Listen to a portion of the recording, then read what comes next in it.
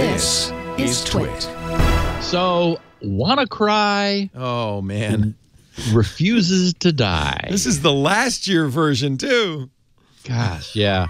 So, as we'll remember, WannaCry was the weaponization of a flaw in version 2 of Windows SMB, the server message block, also known as Windows file and printer sharing, that was believed.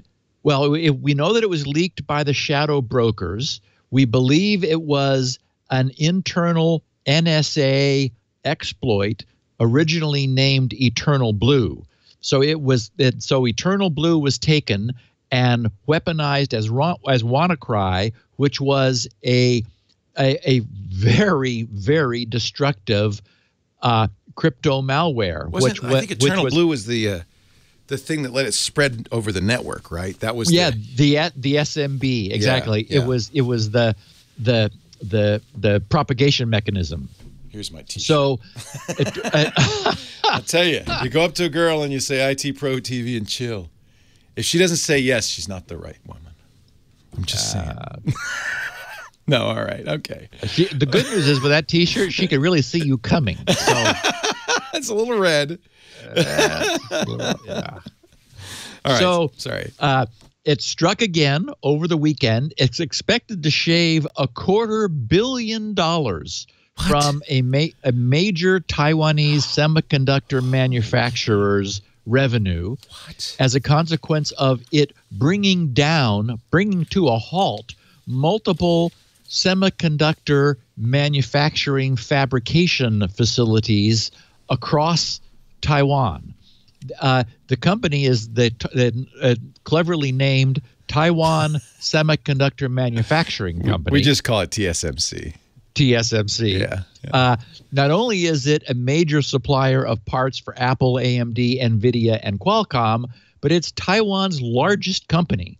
So big guys. I didn't know that. Wow. Yeah. They make the A11 chip for the iPhones and iPads. Right. And so there was some concern that this would be a supply chain glitch for maybe Apple and others. It's unclear. I mean, it was relatively short. I mean, they were able to get things back up. But they wrote, this virus outbreak occurred due to misoperation during the software installation process for a new tool, which caused a virus to spread once the tool was connected to the company's computer network. So, yeah. So it's taken a chunk out of their revenue, although they're a major company. They're forecasting revenue in the quarter to be around. Their original forecast was $8.45 billion.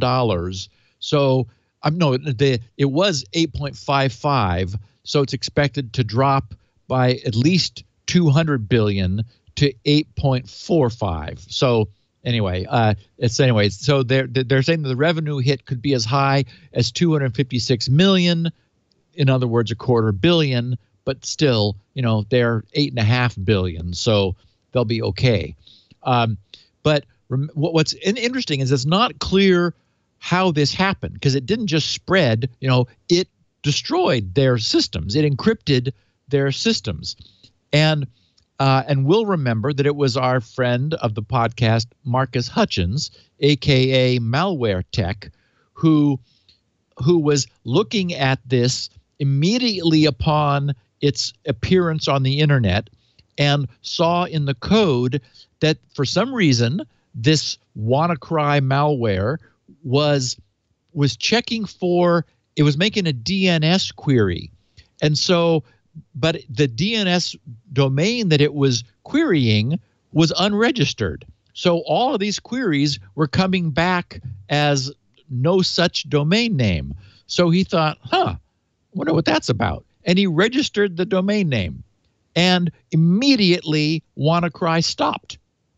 And so what we surmise is that this was a deliberate kill switch, which was put into the malware by its authors as a means for them to shut it down if for some reason they wanted to. Well, it's still in place, and as we know, I coined the term internet background radiation to talk about the fact that there are many of these worms, Code Red and Nimda, still live on some systems, and they're out there pinging around looking for new victims.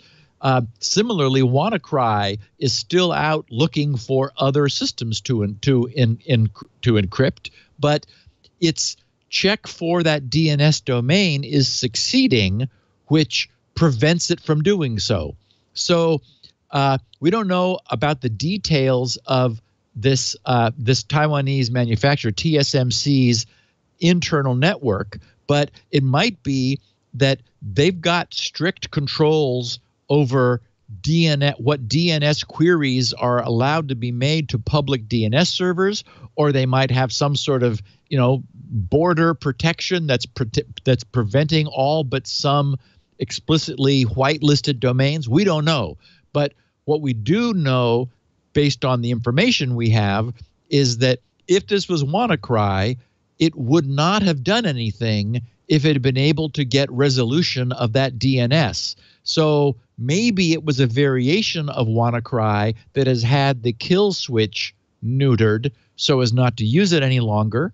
No one knows, really what happened. But anyway, that's the story, is that this thing, WannaCry, is still, delivering its destructive payload, wherever it can, in at least this instance.